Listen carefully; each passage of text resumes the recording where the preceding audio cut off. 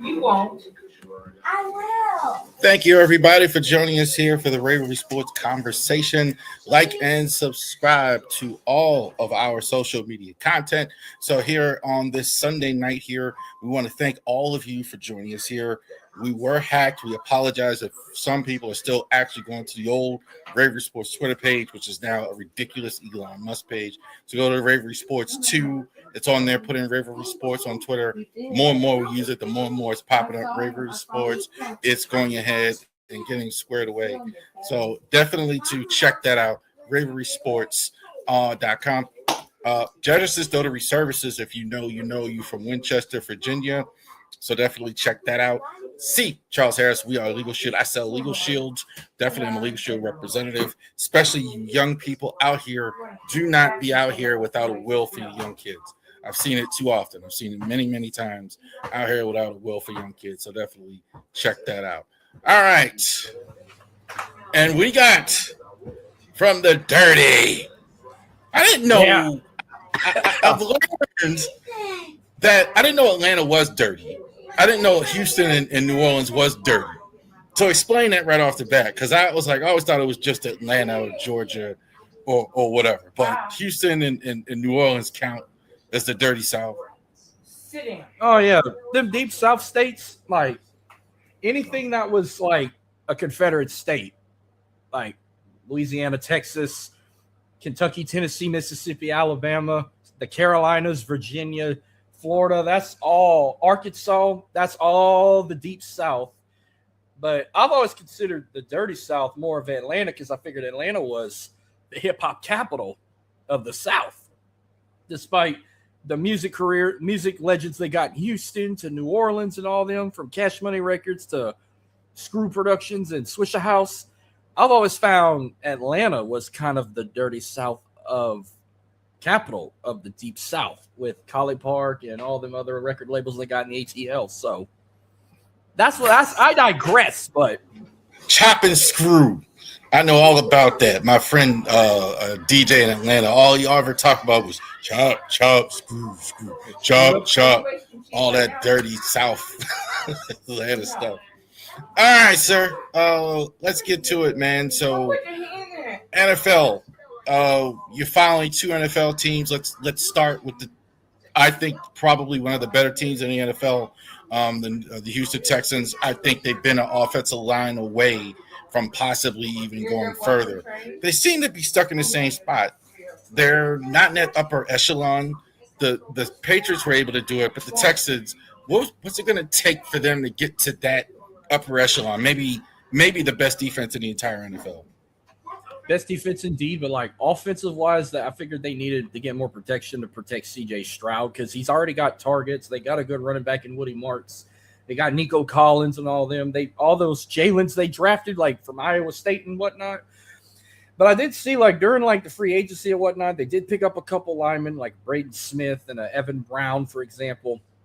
But it's mainly the offense. They did pick up a couple of more like defensive guys to go on that powerful defense from like Reed Blankenship, Dominic Robinson, Jake Humble, just so forth. Even but they did put some LSU guys finally on there. We now got Foster Moreau, who did play with Derek Stingley in college. They're gonna have them back together. But he's probably gonna be probably might just be in the tight end room. He might not be the official starting tight end, but I mean he could get some reps and whatnot. But guys like maybe Reed and Logan and Jake, I could probably see out on the field starting defense. But, yeah, and with the draft coming, now I've just realized in 4 weeks until the NFL draft, I might figure they're going to go after O-line to kind of like cap off what they really need to protect CJ Stroud. Why has this been such a problem for like now a decade? It seems like with the Texans, we're in the same spot. We can't fix the line. What's even with good coaches, etc. What's the problem where they can't fix the line? It might be just like some of the coaching staff. Like I don't know, I don't remember who they got as their O-line coach, but I've probably talked a lot of shit in the past that said like he's got to go. I mean, because I'm not blaming this on D'Amico Ryan. He can run an offense. He's a good head coach. It's those extras on the side. And I said, if we can't get any linemen during free agency or even in the draft, we might have to find a new OC, a O-line coach or something. Stroud, where are we? We all, when he first came in the league, he was a guy that was going to be considered a top 10 quarterback. Excellent college career at Ohio State, top 2 pick. Guy, good first year, good potential. I think he's really good at home. He just really looks bad on the road. It's weird. Like when I see him play on the road, that he's a totally different guy. So is it just the line, or what are you seeing with Stroud that's going to get him to where we think he can be as far as being a top 10 upper echelon quarterback? When he's comfortable in the pocket, then he's dangerous. Like when the O-line's doing their job and he can read his targets and knows where like Nico Collins is going, then he's a force to be reckoned with. But I guess it deals with timing and pressure because he's always under a lot of pressure. And that's what kind of like keeps him down. But other than that, I mean, when he's comfortable in his little zone, then he's like a whole better player. He's got, I think, maybe the most underrated, I think, wide receiver in the entire NFL, Nico Collins. I think you just said it. I think Collins is a beast of his own kind in his own right. Can they break through? I mean, certainly last year, Jacksonville gave them a run for the money in their division. But is this a year where, okay, we could say the Texans are going to be like in the AFC Championship game on the way Casa to a Super Bowl? Is that a thing or there's more work that need to be done in your opinion? Maybe a little more work may need to be done, but when you look at the other 3 teams in this division, the it factor at one point was Jacksonville, but Jacksonville lost their one of their main star players to another team I cover. So Jacksonville could be in the rearview mirror. I think a team that kind of surprised me a little bit that could be an it factor in that division could be the Indianapolis Colts. I feel like that could be a team that could put them against the wall to try and win another division or even get some sort of deep playoff run if they end up in a wild card. But other than that, I think Texans could have this division locked in. I could see them hopefully in a deep playoff run, depends where they end up in a bracket. But it's all them other AFC teams I'd have to worry about that would have to have something else to say. Like if Kansas City comes back from the dust, from what they wasn't last year, to Denver being a solid team, Chargers could be a solid team, watch out for some of these teams. Maybe Buffalo, which I kind of lost my hope on Buffalo. Hell, even if they can get their cards right, even watch out for Baltimore. Because you want to talk about underrated and appreciation. I hear more bad things about Lamar Jackson. I'm like, dude, he's not that bad. I don't know why they criticize this guy so much. But I feel like he's kind of in the same route as CJ Stroud. I agree with you on a lot of that. Kansas City, no, I don't see it. Indianapolis, I don't see it. I just don't see it. I don't know why people like Chris Ballard so much. I think this guy's a total weirdo as far as a coach, as far as a GM. I don't know him personally, as far as that goes. And the Chiefs are just too old, man. I mean, Kelsey's going to be, 37 next year? You lose your whole corner group. I don't see it in those two things as well. Your NFC team. One other thing before we go to Saints. What's your assessment overall of DeMeco Ryans? I thinks this guy could be. He may be a top 10 coach in the league right now. As far as that, what do you think of the guy that's running the ship there, DeMeco Ryans? I love DeMeco Ryan. I mean, he was a former linebacker for Houston. He was a great defensive player. He's very passionate for Houston. And anytime you got a coach or somebody that not just want to play for the city, but want to carry the city on their back like they were born and raised from the South Side or whatnot, like they all say up in the 713, you're locked and loaded. And DeMeco Ryan loves Houston, and I can see it in his passion. I've seen him in his interviews and press conferences. He loves being there. It's just he's got to find that spark he needs to take that team where he wants to take them. think DeMeco Ryans is very impressive. He reminds me a lot of Mike Tomlin when Mike Tomlin was younger. Just a guy, the NFL, unlike baseball, I think the biggest thing is you need to be a leader of men. Without that, you're not gonna, you can't be a smart nerd or whatever. You need to be a leader of men. You have to have 100 guys on that team, 100 guys, players, coaches respect you. And I think DeMeco Ryans would get respect anywhere he went, as far as that goes. So let's talk about the Saints a little bit here as well. You listening to you on them open mic and watching some of your content, you seem a little more sold on Tyler Shout than I am as well. I think he was decent, but I still think there's. Are you sure that this is the guy that going forward as well for the Saints? I think so. Like he's another guy. Like you want somebody that wants to be there. And when they called him up, because to be honest with you, no one saw this coming. Because go back a year ago, we all wanted Shedeur. We all thought we were going to get Shedeur Sanders in the draft, and it turned out no. They pulled the trigger and called up Tyler Shough. And I was kind of in a shock, but I'm like, okay, we'll see how this goes. And then with Spencer Rattler, we gave him a shot. Turns out it didn't go the way we want. And then we gave Tyler Shough the reins, and he just took off like a bullet. And I feel like it's too early to compare him to Drew Brees because, see, Drew actually played a whole season his rookie year 20 years ago and almost got them to the Super Bowl his first year with New Orleans. Now, if it would have been a lot different if Shough would have played a whole season, I think he'd have got Rookie of the Year. If they'd have started him week 1 until the end of the season, he'd have been Rookie of the Year. We probably would have maybe made the playoffs. It would have probably been a better team than how it would have turned out. But that's why I feel like with everything we've picked up in free agency, and I feel like a lot more people now want to see what the Saints can do more than LSU getting Lane Kiffin. I think more people are relying on the Saints to have a more successful and deeper run than LSU right now. But then again, I haven't really heard a lot of shit on LSU with Lane Kiffin, so I might miss something. Maybe they might have not skipped a beat, and they might be fine. But it's always a curse. Like, they're not going to let both teams be successful the very same year. One's going to hit the fan. The other one's going to go on a trail of greatness. And I feel like they're tracing that more to the Saints than LSU right now. Yes. Rattler. I actually kind of always liked Rattler a little bit. I liked him in college. I think he'd have been starting on most college teams. He got beat out by Caleb Williams, who turned out to be the number 1 pick in the draft. Career backup, you think, at this point? What was your assessment of him? Like Spencer Rattler. When I love Spencer Rattler. I thought when we picked him up, I thought he was the guy at first. And then, I felt like he just didn't have the weapons he needed yet because I watched this documentary on Netflix, QB1 Beyond the Lights. He was on a season with him and 2 other quarterbacks. I watched his career. He's a kid from Arizona. He started his career at Oklahoma, then transferred to South Carolina.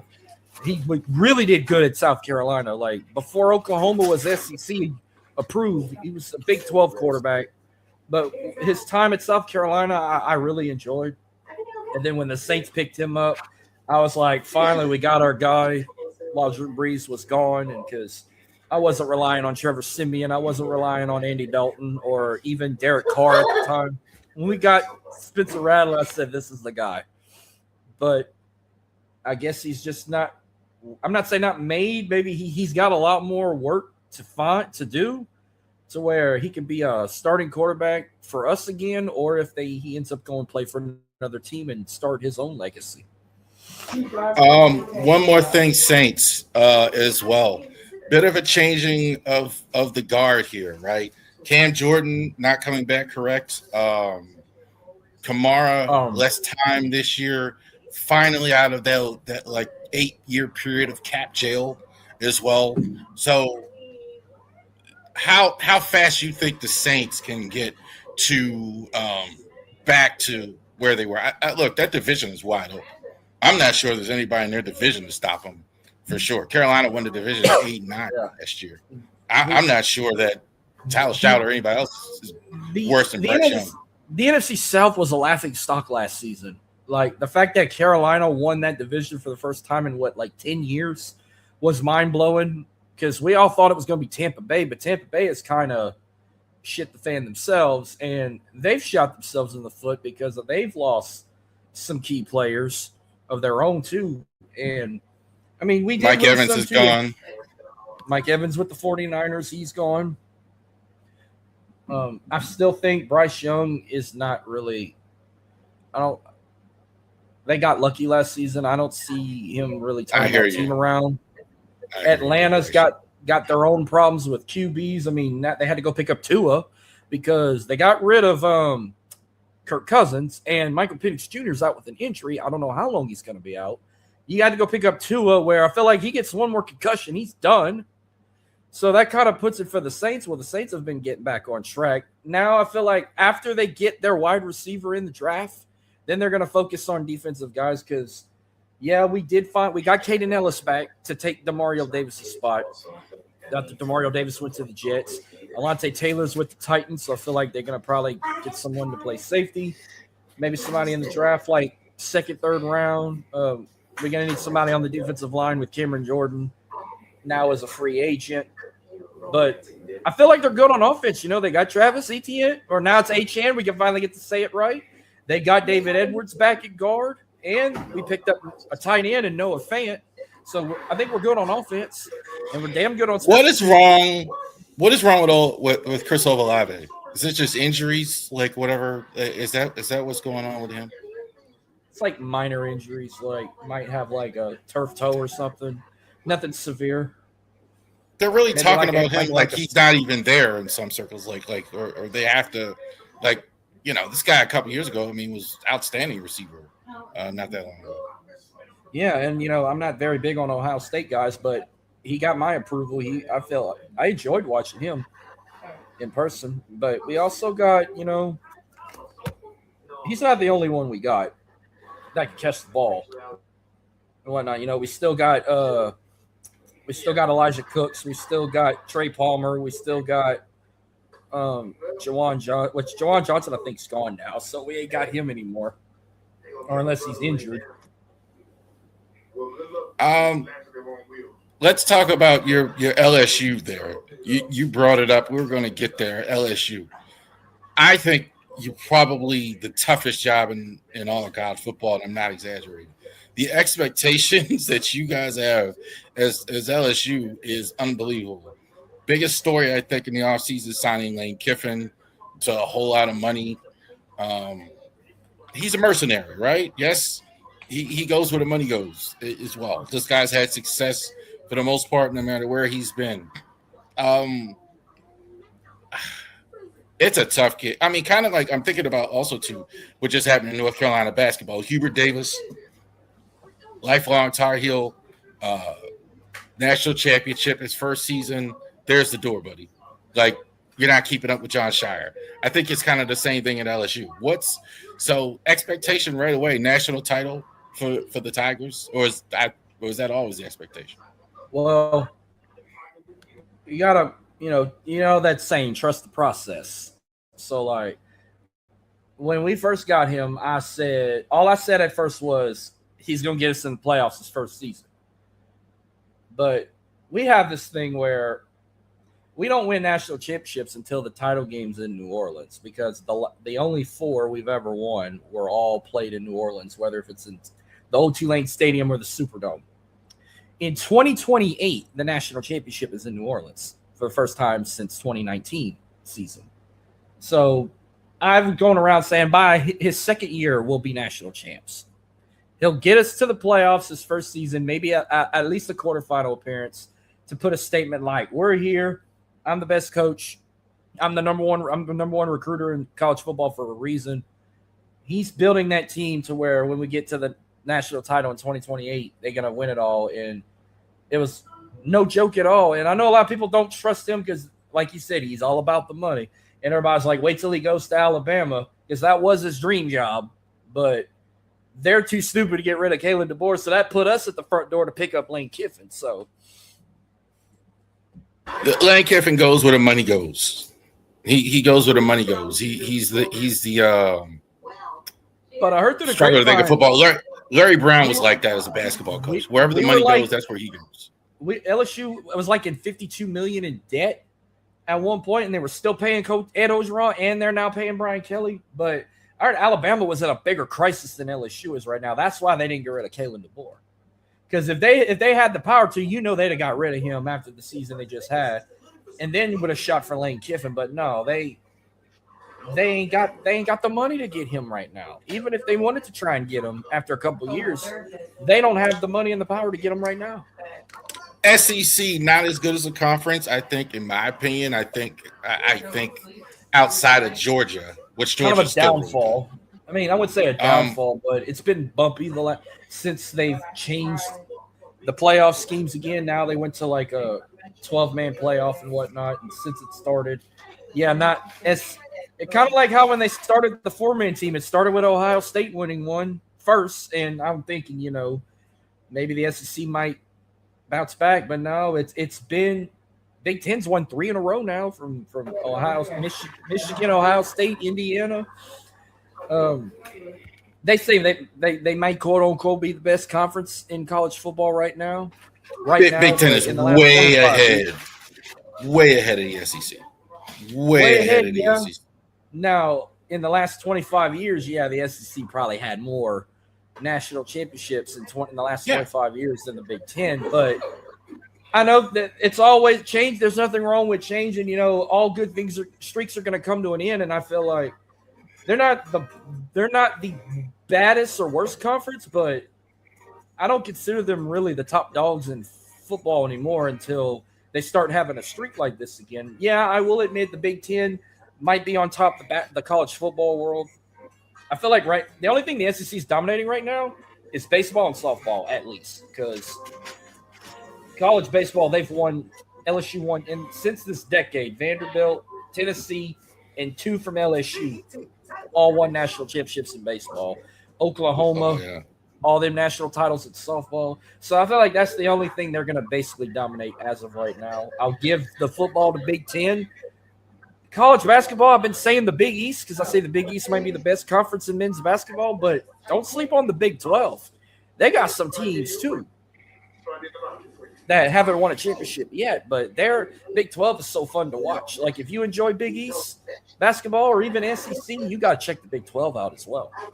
Who do you like in the madness here just so far? I think in some ways Maryland isn't in it this year, so for me it's a little different.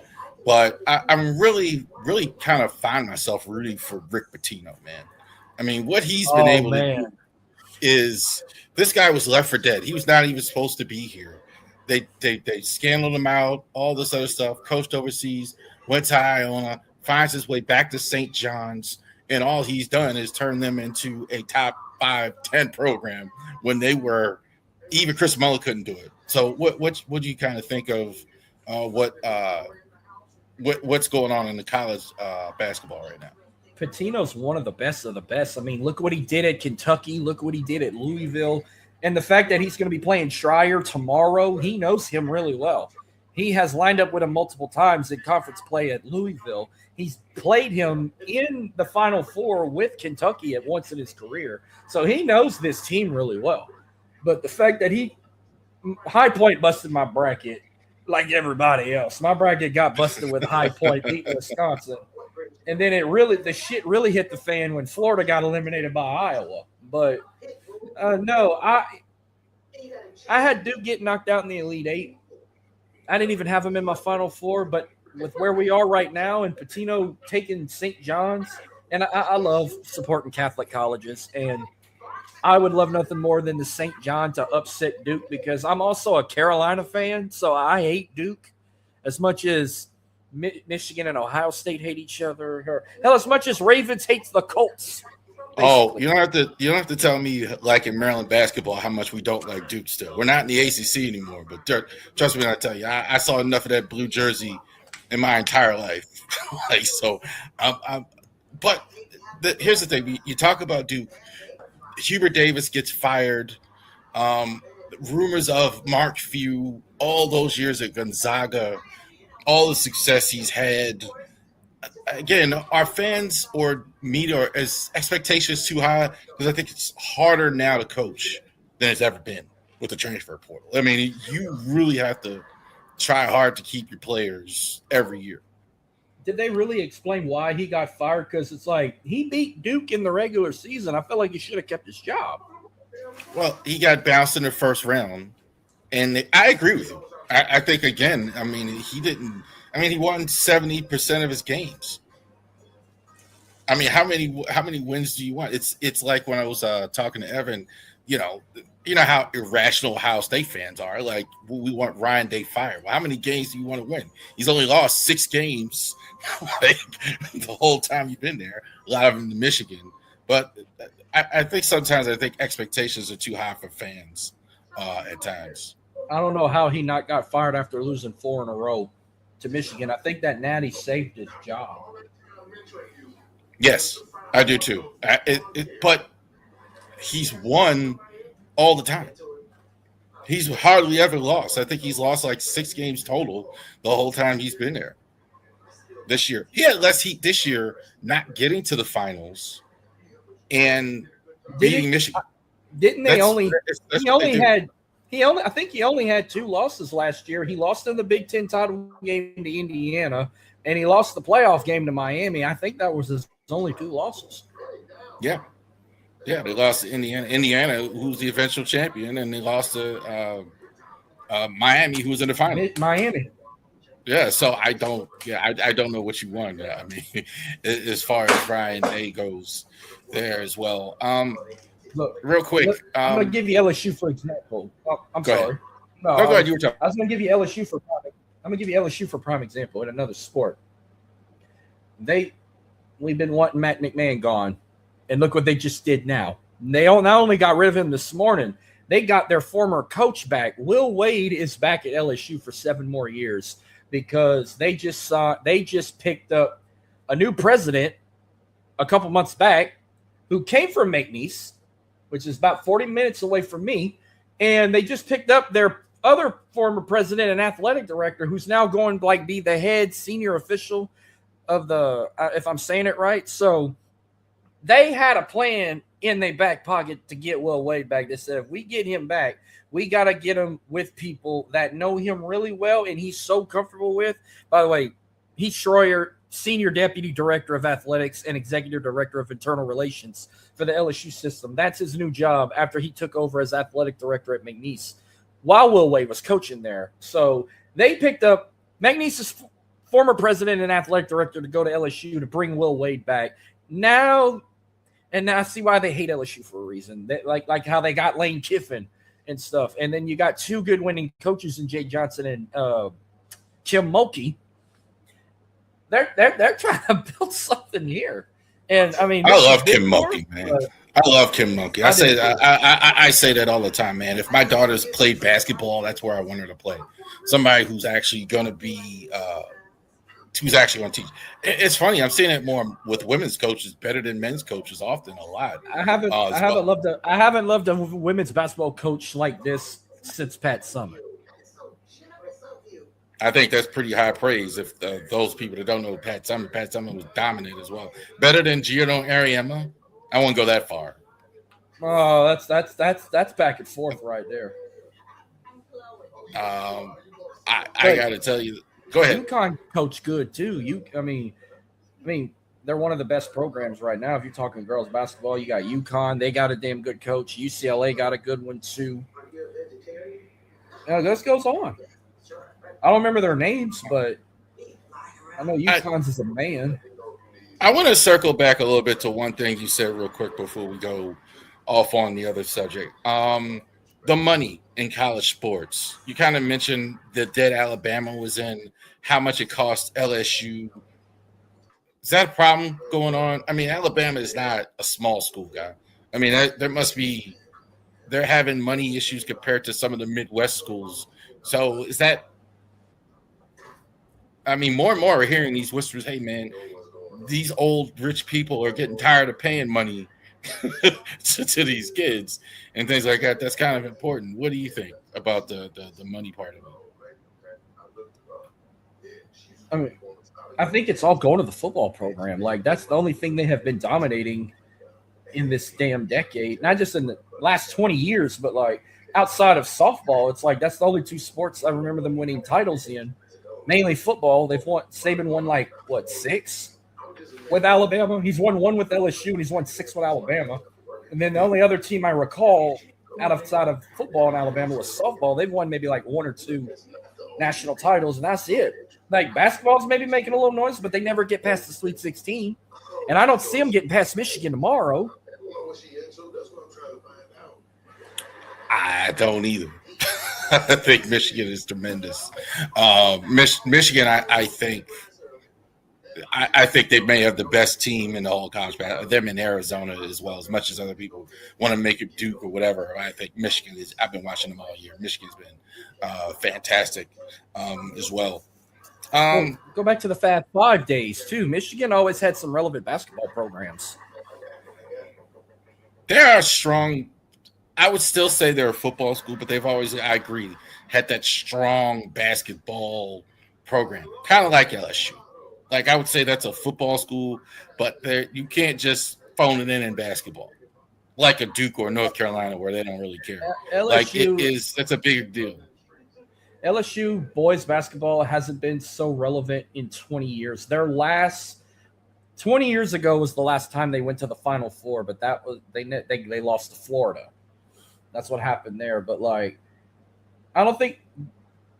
Yeah, we've had a couple years. There's been guys or two they've drafted out of LSU. Like, some might remember Ben Simmons. That's about it. But I feel like we ain't had a legit elite guy to come out of LSU, in my opinion, since Shaq. I watched that recently on YouTube, an old tape of LSU basketball going against Loyola Marymount. That was one of my favorite teams there with Paul Westhead running that offense as well. We had Chris Jackson and Stanley Roberts in there for LSU. Mahmoud Abdul Rauf would he changed his name to as well. So LSU has been SEC's had some good basketball. I think it's definitely a football conference, but they definitely had some good basketball. I mean, your only dominant basketball programs mainly were like Kentucky and Florida. You can even throw in Vanderbilt. Like that's like your big 3 in the last like 20 years. But then you got teams that are rising from the ashes, like Arkansas trying to make noise. Hell, even Tennessee trying to make some noise there. Alabama's trying to make noise. So, I mean, they got other teams that can play, but it's like if you're talking about hardware-wise, it's mainly been Kentucky or Florida. Florida won the Natty last year, beating Houston, and now they just got knocked out from Iowa, where Kentucky didn't even get – well, I think they made it to the second round or something. I knew they made the tournament, but they barely made it. I remember it was either first or second. I think they got knocked out in the second round. I forgot who beat them. Listen, my bracket already like crashed in the first round.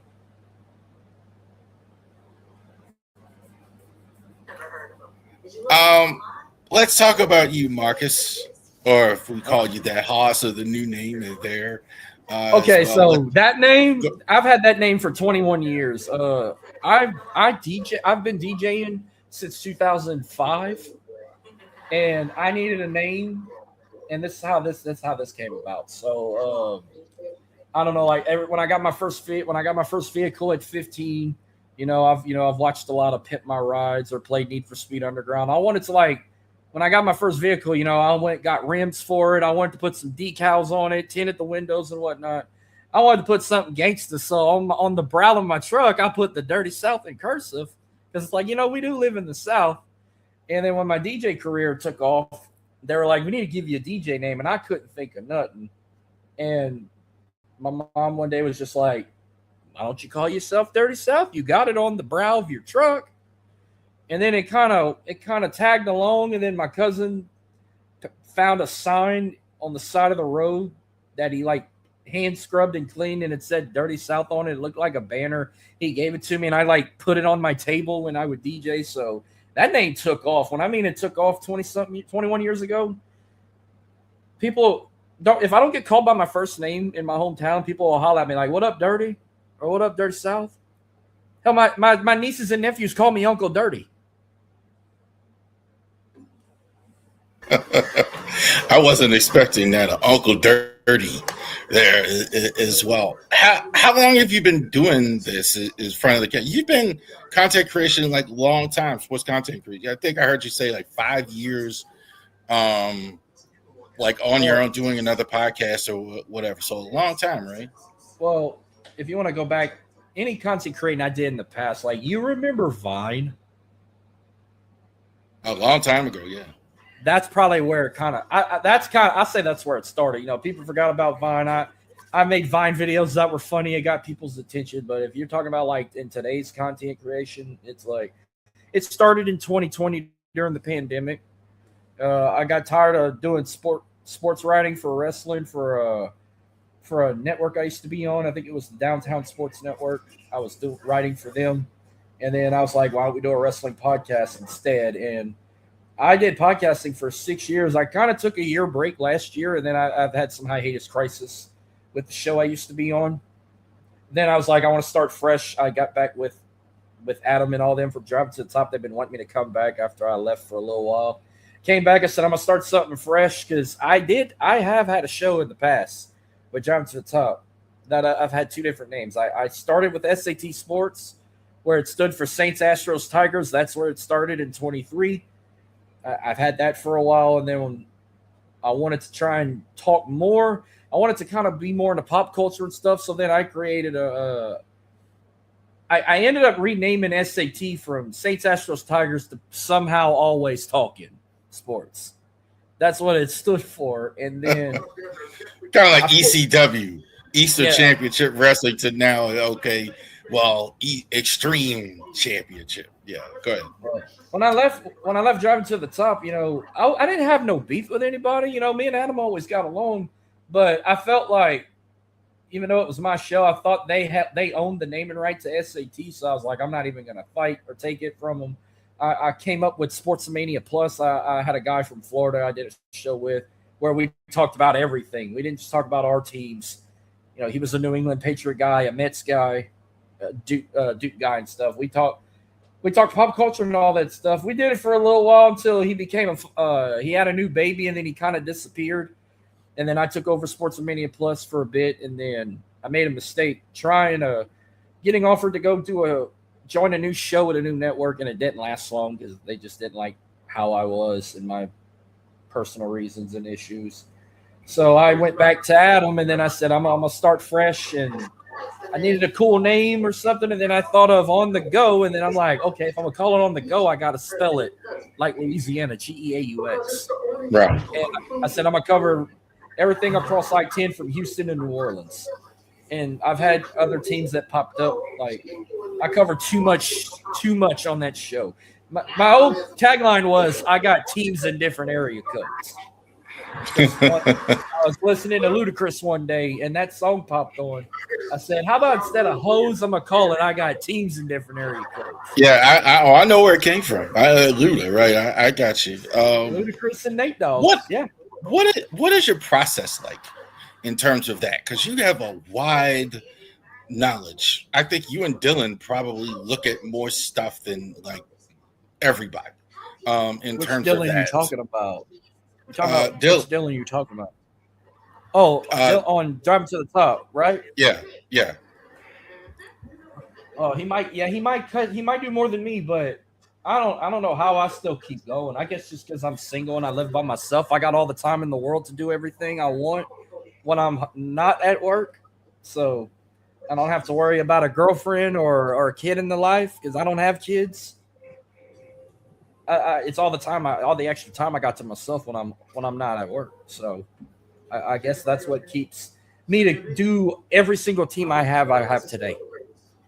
Right. So your style, you're kind of like Adam in a sense. I can't wrap my head around you the way you do things, even you saying it. Adam has this quiet nature at times, but he's real authoritative and he's real at times and and you kind of you're kind of different. You're kind of funny at times, you're kind of serious at times, you kind of speak at times, you're kind of a lot of different things. I can see a wider audience than. Well, I have someone I listen to that inspired me to just let it all out. Who cares if people get upset or get offended or they like it or love it? I am a huge fan of Bubba Dub. Bubba the Love Sponge. No, he's a Oh, comedian. He's got his oh, own Bubba. podcast, the Bubba Dub Show, where he mainly focuses on his Dallas Cowboys and his Lakers, and he might talk black pop culture and stuff. Like he's a hilarious dude. Like I was recommended by him, a guy I work with. He listens to Bubba Dub and watches his YouTube clips all the time. And I subscribe to his podcast because I always loved when people get pissed about the Dallas Cowboys, and when they're losing, he's gonna get on his show and talk shit. And I'm here for the comedy, like of the bad stuff he's gonna say about Jerry Jones and Dak Prescott, or even LeBron James when he talks bad about his Lakers. But other than that, he's so damn funny, and I kind of got my comical side from him, but I try not to be just like him. I don't want to like take like his main thing is trash. Like I'm not gonna say, "Oh, my team is trash." Like I'm not gonna say that. I'm just gonna say it another way. Like my team sucks, but I'm not gonna say trash with two H's like he does. You kind of have a Charles Barkley like quality too, in terms of that. In the midst of all your like personality or issues, where some like really geeky people are going to take you the wrong way, but I always see like a niceness in you all the time as well. Like that would you kind of always say like what you just said, like always something that's respectful nature to things as well. Is that accurate? Is that Yeah, I mean, I try to behave on here because I have had controversy. I've had a lot of controversy in the past with this mouth, with stuff I've said that either pissed people off or may offended people in some way. Like, oh, you talked bad about my favorite player, or like I've been banned off of networks because I talked about Tua's concussions and stuff and made a joke about it. I've got kicked off a network for that. I've caused a lot of drama shit talking to LeBron James I really don't want to get to, but I've caused a lot of chaos in the podcast and streaming world. It's like those LeBron fans are serious. I'm dead serious. That's the strongest online community I think of any athlete. You can't talk bad about LeBron. It kind of reminds me of LeBron fans. It kind of reminds me back in the day of Mike Tyson fans. Second you say anything about Mike Tyson, even if it happened, oh man, you's a hater, use of this, use of that. Like LeBron fans are exactly I'm a Michael Jordan. I grew up in the MJ era. That was my first basketball love was MJ. I still have my pinstripe Bulls jersey. Like I think everybody liked Jordan. Everybody liked Jordan. I mean, the only ones you'll find that don't like Michael Jordan were like Piston fans. They had no use for him. Other than that, I don't know anyone that like, especially towards the end, that was really not a Jordan guy. I mean, I'm just glad I was never like that with Kobe. It's like I wasn't his biggest fan, and I didn't really care for him, but I did respect his game. And the only reason I respected his game because I was a Shaq fan.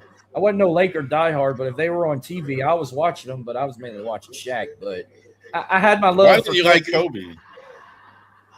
The personal stuff, or the my wife always brings that up.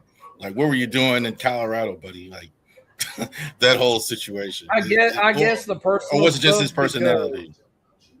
Maybe it was the personal stuff. Like I didn't want to believe it, but because you did not see the Kobe diehards talking like LeBron diehards are. Like I never heard a Kobe guy once say compare him to Michael Jordan. He was his like own man, and he did his own thing. Now we got LeBron fans.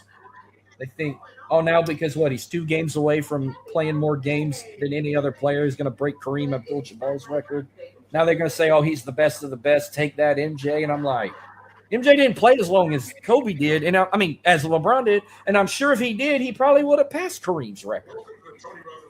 Kobe Bryant was, I always use a comparison of Larry Holmes. Like, if you remember Larry Holmes, the boxer, like Muhammad Ali. Everybody loved Muhammad Ali. Muhammad Ali was this great fighter. Everybody loved him. But Larry Holmes came along, was the next guy, and was the next best heavyweight in the world. But people were still missing the greatness of Muhammad Ali. By the time Mike Tyson comes around, now we're ready for the next guy. Where Kobe Bryant, I think, and LeBron is kind of the same thing. This is why Kobe isn't as popular, because people, when he was really at his peak, years after Michael retired, people still wanted Michael around. I think it's the same thing. But once we got to LeBron, okay, now we're ready for the next great player. That's what I think as well. Young people think that LeBron's the greatest player to ever play. I don't, but that's just. I don't think it's close either. I don't think it's particularly close. I always love when I have to like compare decades because I've always heard like, oh, he wouldn't have lasted in the 90s with like MJ and all them. I said, hell, he wouldn't have lasted with Dr. J and all them either.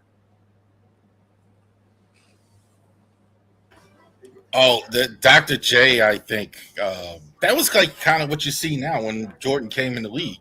Who's a better athlete? Was it Dr. J or is it Michael Jordan? That type deal. Hell, and could he score 100 points a game like Wilkes did? I mean, Bam was getting close. Bam had a little more ways to go, but I mean, I don't think he could have compared to like a Dr. J or Wilkes and all them guys from the 80s. So what's next for you? You changed your name, you're rebranding. Where do you want? I think you got a lot of talent. So where are you looking for this to go here?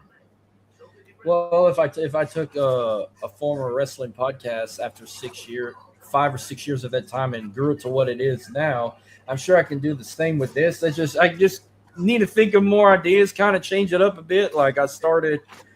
I say I sold my soul to the devil when I said I used to shit talk AI, and now I've been using ChatGPT to make me some new overlays. They've been killing it. That's the only thing they ever did successful for me. Trying to make an intro video was ass. I did that personally myself with CapCut. No AI help from that. I tried to make an AI intro video, but it did not come out the way I wanted, so I said I'm doing it my way. But no, trying to grow my brand, the DJing brand, I'm throwing streaming and podcasting in it. I got a brand new wrestling podcast that launches tomorrow on all audio platforms, wherever you get your podcasts from Apple Pod, Google Pod, Spreaker, iHeartRadio. I got it airing tomorrow, Cajun Turnbuckle Podcast, where I mainly do nostalgia throwbacks on the audio side, but I'm gonna pop in every so often on live streams. You might see like Rich and I do predictions for we're going to do a prediction for WrestleMania when that comes up. We might do a topic or two or anything breaking news related, or hell, if I get lucky, if I can find some indie wrestlers or wrestlers that want to come talk and share their stories, they're going to come on and talk on this show. So trying to get back in my winning ways like I did back during the pandemic. One other wrestling question here is well, I think the roster's too old at WWE. I mean, this year at WrestleMania, we got Cody against Randy Orton, who's 45, 44, 45, something like that. Cody's like 40. Both Reigns and CM Punk are in their 40s. Yeah, we're seeing it with Obi. What's wrong with the roster? Why are they would have never done this years ago. Got rid of Bret Hart when he was 40 years old because he was too old. They don't. Now they've really changed. I guess they don't trust the talent that they're calling up from NXT. Like they're not ready. Except Obafemi, they're giving him a shot, but it's like they're not building new stars. I hear that from other shows a lot. Like they're not building stars. They call all these guys up from NXT, but as soon as they get to the roster, they might play with them for a while, get them as a breakout star, and after that, they kind of bump them down. And the only ones so far that they actually are shooting to the moon is like Obafemi, Javon Evans, and Trick Williams. Like Danhausen, he's not wrestling. They're just using him as a comical thing, like if it was our truth. You look at what they got in NXT now. Like when they get called up, when they get called up like a Joe Hendry or a Ricky Saints, I feel like they're going to push them straight to the moon. They're not going to like crumble down or whatnot. Like and they used to do this all the time. They put guys in the top. If you were in the top spot in NXT, the Bobby Roodes and those guys, that was kind of okay. Now you're ready for the main roster and just use them. But now it's like they almost forgot for years. Like they was NXT. I'm gonna give you a prime example. Look at Finn Balor. Look at when they called him up. They put the world title on him, and it was a shoulder injury that ruined his career, and they didn't really strap the rocket on him again. Or if they do, he like have a fuse short. Like They'll put him in the title picture, but they won't make him champion again. That demon entrance was one of the coolest things I ever saw. I think, other than the Undertaker, I think that demon entrance of Finn Balor was fantastic. I don't put there's no such thing as on the same level as Undertaker entrance, but everybody else, but that Finn Balor in NXT, the demon, I think is right there. I think the 4. Well, it has to be more than 4. But like, if I'm gonna name 3 men and 3 women that came from NXT and then just became the biggest faces on the planet. Roman Reigns was one. Seth Rollins was another one. A third. Oh shit! I just thought of one. I can't. Maybe I'll say Bray Wyatt. Drew McIntyre. There you go. Drew McIntyre was one for sure. I was gonna say Bray Wyatt, but Drew McIntyre's another one. But they for a long time they put guys for sure in NXT, even if they wrestled somewhere else. They were in NXT before they brought it to the main. I think AJ was an exception, but now it's like they almost forgot. So now they're trying to go back to it with the roster. Now, like women, like I'll name 3 women their careers shot to the moon after getting called from NXT: Becky Lynch, Bianca Belair, Charlotte Flair, and Alexa Bliss. That's like 4 right there. Where they're even Sasha and Bailey too. Even though Bailey's kind of in a tag team role with Lyra, we know what Sasha or Mercedes is doing in AEW, being Ultimo Dragon and collecting too many title belts. I think Bailey's kind of got all them belts. Bailey's kind of now in the Rey Mysterio position. They're always going to keep her somewhat relevant. I think she's goated in that sense. Maybe she's not in the top spot. I think they're always going to keep her in the top. They had her competing in AAA about a week ago. She pulled up on their show. Those AAA shows that they're doing are doing massive numbers. I mean, they're not even. I don't even know if they even have a deal. But the YouTube numbers, they have 1 million people watching. I have one concern. I only have one concern with AAA. I rather read subtitles than Rey Mysterio try to translate in English in a serious voice. It is horrific. Like, I rather read subtitles. That's how bad it is. Conan looks about 87 years old too, man. Like Conan's still hanging on. And they got a good commentary team. Corey Graves, JBL, and Rey Mysterio. Good commentary team, but we don't need a pocket translator in Rey Mysterio. Just let me read subtitles. Maybe I'll learn Spanish properly. You got Lillian actually doing the broadcast and announce there. I've seen her several times there. Thank you, sir. I appreciate you. I mean, you this one exactly the way I thought it would. You move the ball around. This kind of one like it. You asked for topics at the beginning, but I knew you were just gonna just do what you do and go and teach some people about that. I was concerned you were gonna ask me something out of been blank because I've been down that path before and it sucks. Oh, I got it. We definitely got it. Tell the people where they can find Dirty South. Well, just unfortunately, just like you and Ken, my personal ex got hacked a week ago, and this was a trend. And they're like, "Man, that's the third one from our group that got hacked." Like you, Ken, me, I don't know who's next. And it was upsetting because that was the only Twitter account I ever had as my personal, and I made that in 2009. And since 2009, I had over 7,000 followers. I've never made another personal one, and I really didn't want to make a personal one. So I just took On The Go's X account I made a year ago and it was actually SATs at first. So it's been 3 different names. It started as SATs, then I changed it to On The Go's, and now it's my new personal one at Dirty South ENT _. Yeah, I got a stupid Elon Musk. I got a stupid Elon Musk hack channel there as well. All right. Let's thank Marcus. Thank you so much for joining us here on the RAVORI Sports Podcast. Marcus, thank you, sir. Thank you for continued success, man. The one of him and Dylan are real workhorses. I mean, these guys are on all the time, driving to the top. So definitely check him out, Driving to the Top Productions, and also his own channel, Dirty South. They all running, not just me and Dylan. Jeremy's on all the time. Rich on all the time. Adams on all the time. We workhorses now. It's not just us. Yeah, I hear you. They picking it up. I agree with you. So thank you, sir. Thank you very much for joining us here on the RAVORI Sports Podcast. And you guys have a great rest of your day.